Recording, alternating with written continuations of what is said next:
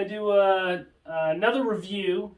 I just posted last week a video of like a vest dump, what I carry in my turkey hunting vest when I go out into the field. I had somebody ask me to do a review on the vest and just talk about the vest. So I think I paid $139 for it or something like that. I got it from like the Field and Stream store down in Columbus. I think I bought it, but I think you can buy it online for the same price. I think they come in a couple different camo patterns. I like this bottomland camo pattern. I tend to use bottomland for a lot of the turkey hunting stuff I do. It's probably has something to do with all the marketing they do for turkey hunting. Mossy Oak does. What can I say? I'm a sucker for good marketing, but a lot of my camo tends to be bottomland, the new bottomland. Yeah, so this is the vest, and this is from Old Tom, Technical Turkey Gear. Let me, hold on one second.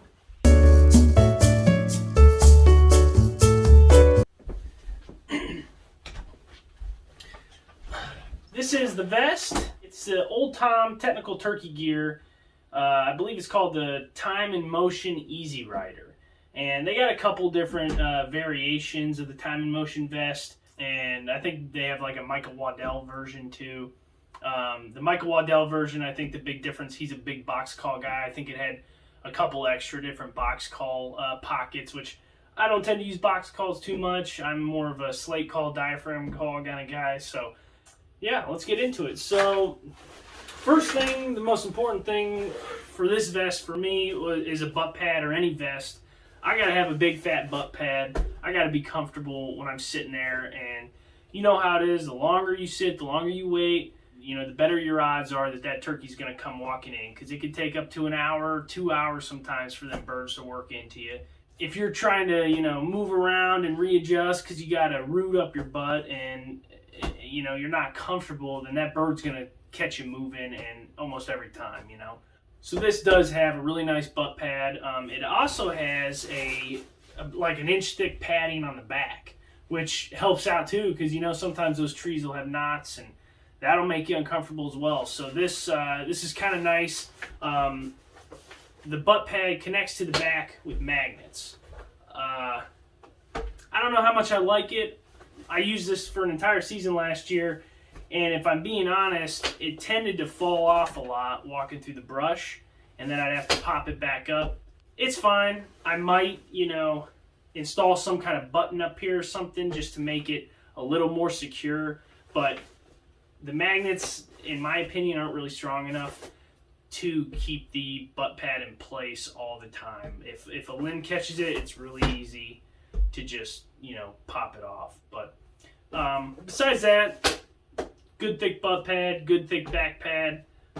Can't really complain there. The straps are super comfortable. These are neoprene, I believe, really stretchy fabric. This is something that you'd see on like a rifle sling or something like that. No slip on the back, which is really cool. So, you know, this thing's never slipping down my shoulders or anything like that, like some of these backpack style vests are. Super comfortable, very stretchy, very nice. The back pouch, this is really big for me. It looks like, so it actually has like some extra room in here when they sewed it together, and they actually sew it like a pouch. It's not like a, you know, like a zipper pocket that's like real tight at the bottom. It's actually really open and meant to carry a bunch of stuff. So I got a collapsible decoy in here. I got a bunch of blind material, feather, you know, a turkey wing. I usually carry, you know, lunch or water bottle in there too. So there's a lot of room in here. So the vest also has a mesh back, which is kind of nice when it's super hot out and you're just wearing like a sweat wicking shirt or something. You're gonna get some airflow through there, so that's kind of nice. Let's talk about the pockets. It's got a ton of pockets in it. Everything's kind of in a really good place to grab it, in my opinion. And obviously you get used to a vest, you get used to any vest you buy, but I just feel like this is a really well put together. The pockets are in good places. It's ergonomic, and kind of, there was a lot of thought that went into this vest, I feel like. First and foremost, where I keep my locator calls, and I'm sure you could keep like a wing bone call or if you're using a tube call or something like that here too. But I keep my crow call and my owl hooter in these. They're these little elastic bands connected with lanyards like you'd see on a duck call or something. And pretty much any type of crow call or owl hooter is going to fit in these just perfect. And it keeps them right there at your chest, right where you need them. Because for me, when I hear a bird gobble or if I'm running and gunning, one of the first things I'm going to grab is my locator call. So that keeps those in a really cool spot.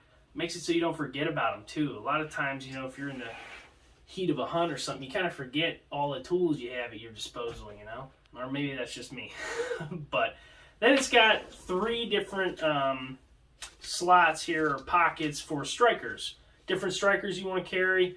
And below that, it's got a pouch for 2 different slate calls, and then a spot I carry some conditioning stuff, a little pocket here. So keeps everything nice and tidy. Everything's got kind of magnetic clips or elastic clips with little hooks, so it's kind of quiet. I kind of like that setup.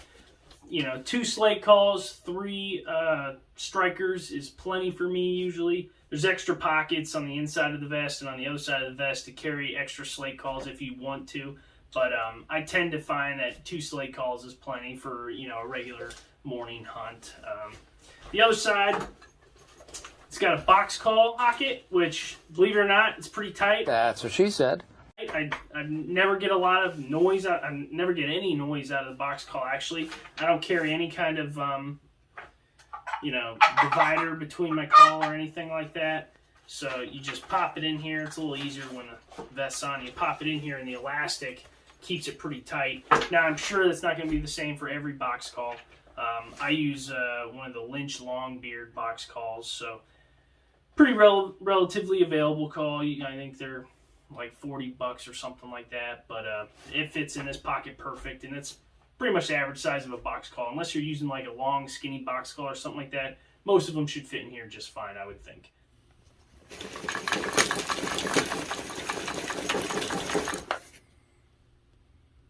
And if it doesn't, then, you know, stick a piece of toilet paper in there and you'll be fine. And it's got just a square pocket over here. I keep another slate call in here for some reason. I don't know why. I'm going to be doing a lot more filming this year, so I might end up rearranging this a little bit depending on what filming gear I'm taking in. I might stuff a GoPro in there or something like that. And then it's got 2 pockets for diaphragms, which I use a lot, believe it or not, because I don't like having the diaphragm calls in the little plastic containers. They shake and they make noise, and unless you stuff stuff in there with them, walking, you can hear them shaking.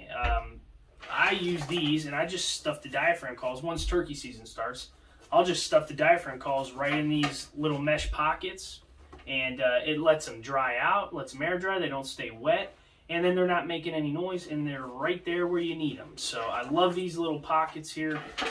I use them all the time during the season. It ends up working out really nice. And then, it's got a water bottle holder over here on the one side, or it might be a water bottle holder. I think it's too small to carry like an Nalgene or anything like that, so I don't know what kind of water bottle they expect people to be carrying, like a really skinny. Maybe it's just for like a, you know, like an Aquafina bottle or something like that, but I tend not to use it too often. I'm usually throwing a Nalgene in the back pocket. But then on this side, it's also got another big mesh pocket. I just got a couple things of diaphragms in there, but like I said, when I start turkey hunting, they won't stay in those plastic mesh or those plastic containers. So that's the outside of the vest. On the inside of the vest here, I'll show you what we got going on. Hopefully you guys can see that. Here's a pocket for another striker, I believe, or something really long and skinny. I haven't found a use for this pocket, so I think it's just kind of wasted space. Especially, I don't know how many strikers you guys like to carry, but 3 tends to be plenty because I end up losing them anyways.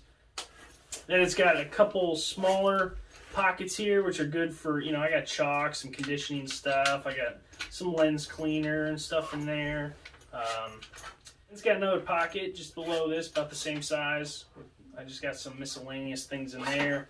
And then kind of the same with the other side. It's got a longer pocket that goes sideways here. And I imagine that if you had like one of those long, slender box calls, it would fit in there perfect. So that's kind of a handy pocket. I don't own a box call like that, so I don't really use this pocket for much. But and then down below, obviously, you got a place with the shotgun shell holder and keep all your shotgun shells in there. And then it's got a couple bigger pockets in here too. So that's behind these front pockets. So I got a pocket knife. I got pruners in here, and then there's another pocket like that on this side in the back. And I got a whole bunch of stuff in here too, some Ziploc baggies and extra strikers and things. After I just said I don't carry that many strikers. But yeah, so that's the vest pretty much. I guess let me put it on here for you guys so you can just kind of get an idea of what it looks like. I will say I'm not really a